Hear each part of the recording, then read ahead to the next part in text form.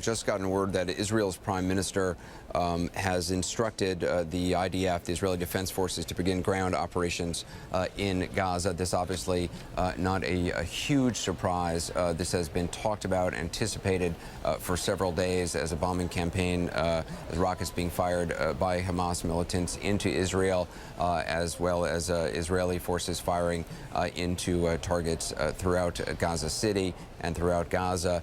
Christian Amanpour is also joining us again from London. Obviously, Christian, this is a major development for the region, and obviously an extraordinarily dangerous development.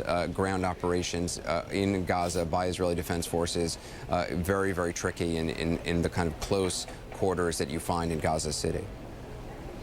Well, Anderson, this is potentially, you know, just incredible to behold, because this is now the third time in about 6 or so years, or maybe more, that there have been these incursions, either by air and by ground, into Gaza. And each and every one of them has ended up with an unconscionable number of people being killed, and then a ceasefire or some kind of cessation of hostilities that never actually ends the fundamental crisis, and therefore keeps leading to further crises.